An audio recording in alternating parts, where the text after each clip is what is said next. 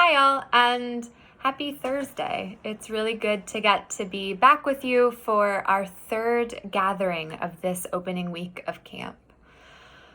Thus far, we've looked back over our last 6 months. We've noted where we've been and where we are. We have built altars to remind ourselves of who we are and whose we are. And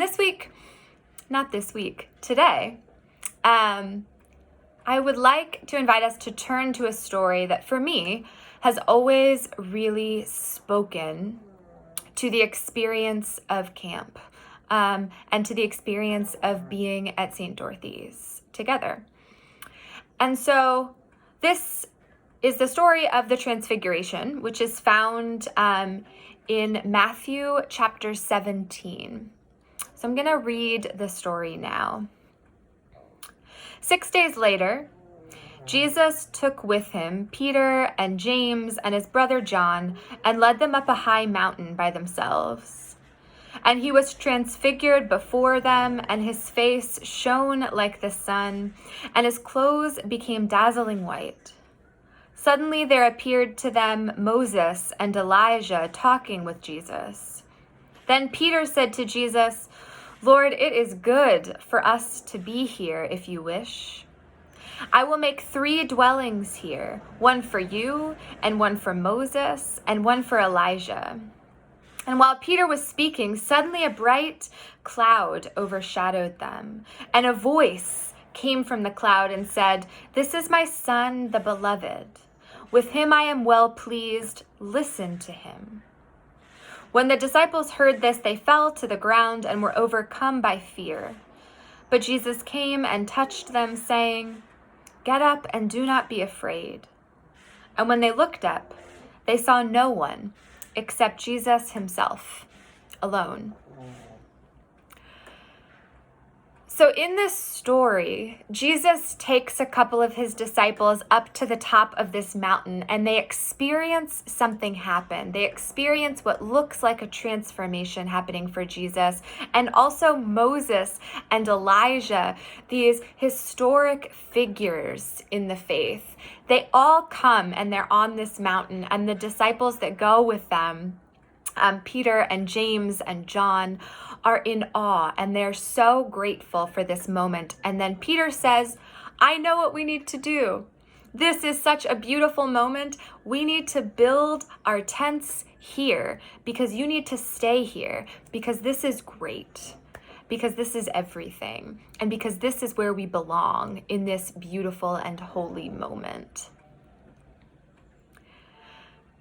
And then a bright cloud appears, and they ultimately are left back alone with Jesus and make their way back down the mountain. So in this moment, God responds to their desire to pitch their tents and to stay on this holy moment, holy mountain set aside, and says, "Nope, it's time to head back down." One of the things I have experienced at camp is that it is the place where I want to stay. The person that I am at camp, the people that are at camp, the way we are together, the activities that we get to do, the spaces that we get to be in, and honestly, just the structure of what our community looks like, the way we covenant to treat one another and be with one another. It winds up being a place where every year I just think we should pitch our tents and stay here.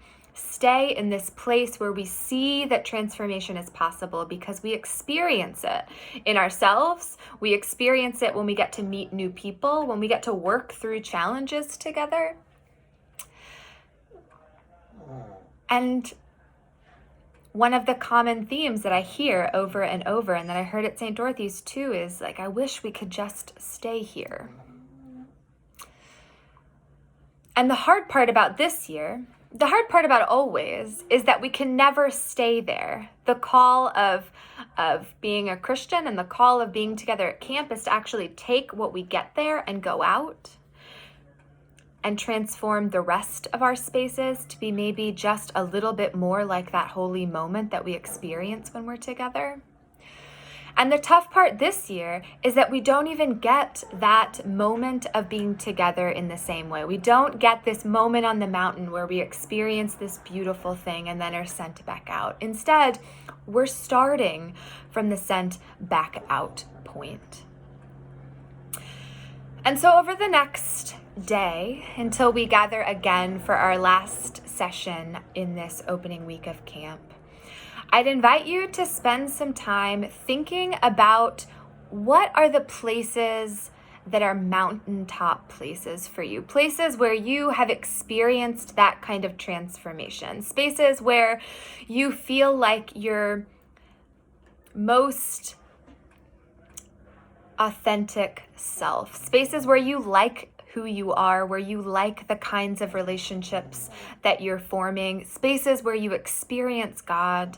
What are those spaces? Maybe make a list or draw some pictures. Maybe just keep a running tab in the back of your mind. And when you have that list or when you have those pictures, take a moment to talk about them with someone. Why is it that those spaces feel so important? Is it because of the relationships that you have there? Is it because of the person that you are when you're in those spaces that you really like? Is it something of the setting that you find transformative? Is it something of the God that you experience there? What is it about those places that make them set aside places for you? And then, is there anything that you can take from that knowing into where you are now? Is it something about the way you are that maybe you can try to bring to your home setting in this pandemic time? Is it something about creativity that you experience in these places? And is there a way to do that when we're not together? It's not easy work to be called off the mountaintop and sent back into the rest of our lives to bring the good news. It's never easy work, and it's especially not easy work this year. But how is it that maybe we can still do that work together? How is it that maybe we can support one another in doing that work in our own particular places?